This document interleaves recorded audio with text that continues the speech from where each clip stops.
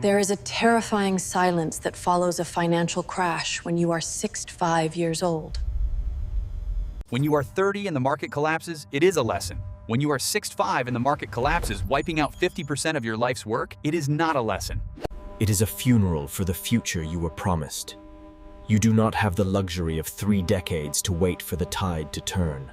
You do not have the time to rebuild from the ashes. At this critical juncture, the game changes entirely.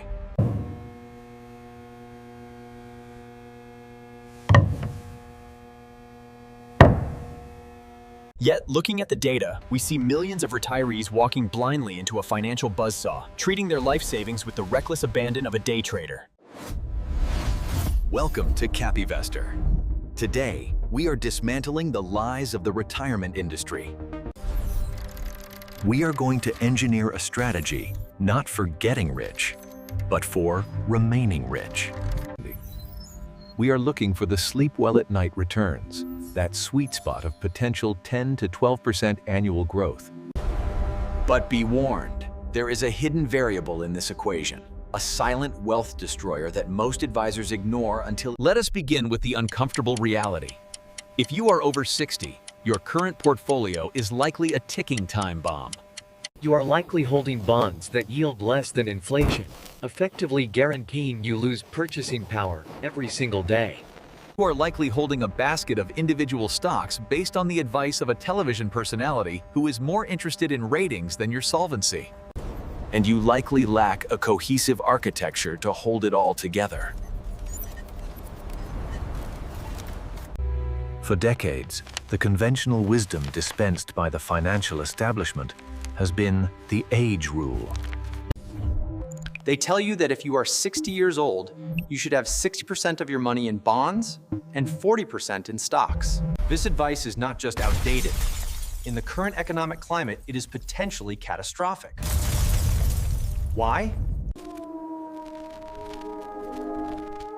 We have exited an era of declining interest rates.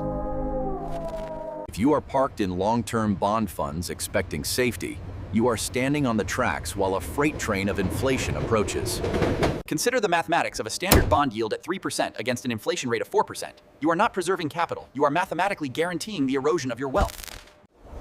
You are becoming poorer, slowly, invisibly, year after year.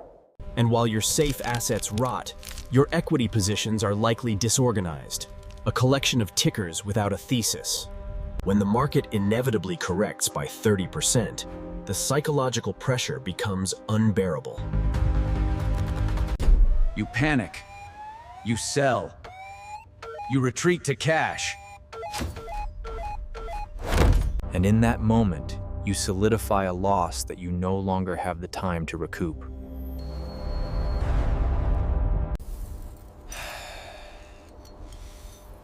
You solidify a loss that you no longer have the time to recoup.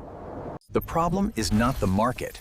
The problem is that the average 60-year-old is using a playbook designed for a 30-year-old. We need to burn that playbook. We need to adopt the mindset of an institutional endowment, not a retail speculator. The first law of the Capivestor philosophy for this demographic is brutally simple. Defense wins championships. Warren Buffett famously said his first rule is, don't lose money, and his second rule is, don't forget rule number 1. This is not a platitude. It is a mathematical imperative. The recovery math is punishing. If you have $500,000 and you lose 50%, you are left with $250,000. To get back to where you started, you do not need a 50% gain. You need a 100% gain. At a conservative 10% return, that recovery takes over 7 years. So, how do we build the fortress? We do not chase the next speculative tech unicorn that promises to change the world. We invest in the companies that run the world. we look for the economic toll booths. These are businesses with unassailable competitive advantages, or moats, that generate cash flow regardless of whether the economy is booming or bleeding. We are talking about companies with pricing power, the ability to pass inflation costs onto the consumer without losing business.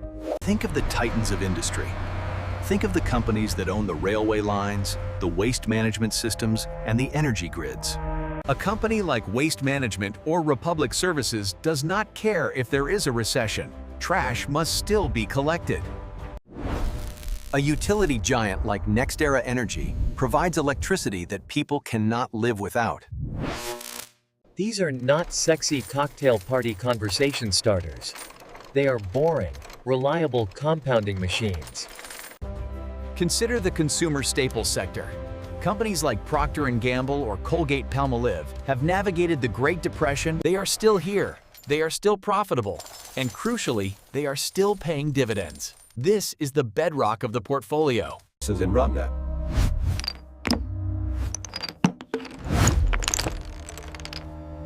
But mere stock selection. We must shift our fixation from growth to cash flow. At 60, you do not need a stock that might double in 5 years but pays you nothing today. You need assets that pay you rent for holding them. Dividends are the mercenary's wage. A company paying a growing dividend acts as a hedge against inflation.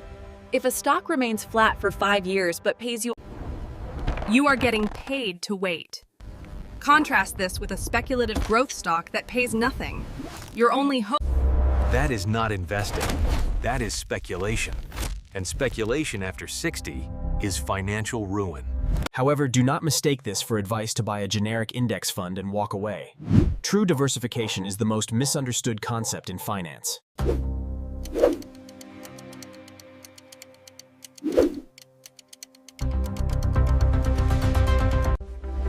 True diversification requires uncorrelated assets.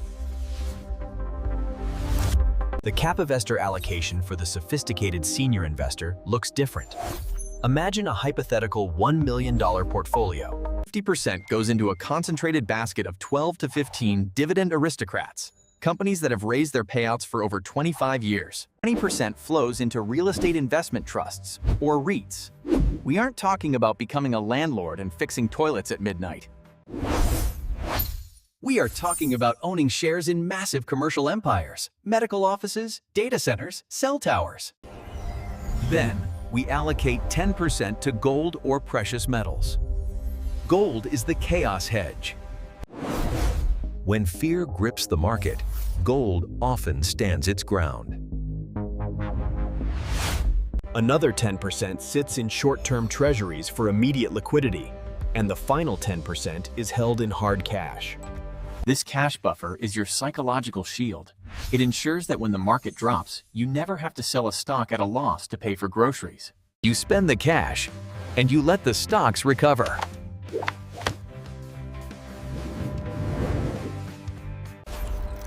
Now, we must confront the enemy within, human psychology. The greatest destroyer of wealth is not the bear market. History is a testament to this. In 2008, the S&P 500 fell approximately 57%. The pain was visceral. Millions sold at the bottom, locking in catastrophic losses, swearing they would never touch stocks again. But the market bottomed in March 2009 and began a historic run.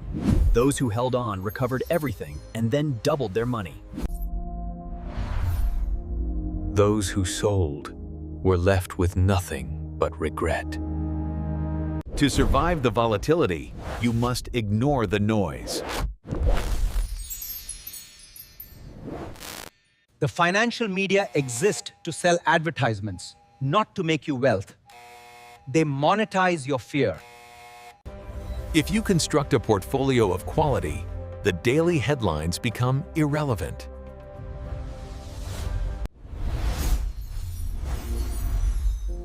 Invest wisely. Invest with Capivestor. But there is a silent parasite draining your returns that is far more insidious than a market crash. Fees. If you are paying a financial advisor 1%, and the funds they put you in charge another nearly 1%, you are facing a massive headwind. A 1.5% fee drag on a portfolio over 20 years does not just reduce your return by a little. It can consume nearly. It is a wealth transfer from your family to Wall Street. You must ruthlessly minimize costs. Utilizing low-cost ETFs or direct stock ownership is not just frugal, it is essential for survival. We must also plan for the long game. Longevity is a financial risk. If you are 65, statistics suggest you could live well into your 90s. Your money must last 30 years. If you leave it in cash, inflation will cut its value in half. You need growth to combat the erosion of purchasing power. The old 4% rule for withdrawals is under siege. In a lower yield world, a prudent withdrawal rate might be. This requires discipline. It requires accepting that you cannot treat your portfolio like an ATM. Furthermore, we must navigate the labyrinth of the tax code. Asset location matters. Drawing down from taxable accounts, Roth IRAs, and traditional IRAs in the wrong order can trigger unnecessary tax bills that deplete your capital. And regarding Social Security, waiting until age 70 to claim can result in a benefit that is 76% higher than claiming at 62. This is the best inflation-adjusted annuity money can buy. Do not waste it out of impatience. Finally, we have to talk about the legacy you leave behind. Estate planning is not morbid. It is an act of love. Without a trust, a will, and clear directives, you leave your heirs a legacy of bureaucracy and probate court. To summarize the Capivestor doctrine for the preservation age, construct a fortress of high-quality, cash-flowing equities. Diversify into real assets like real estate and gold. Keep a cash buffer to prevent forced selling. Minimize fees with extreme prejudice. And most importantly, master your emotions. The goal is not to die with the most money. The goal is to live with the most freedom. Freedom from the anxiety of the ticker tape. Freedom from the fear of running out.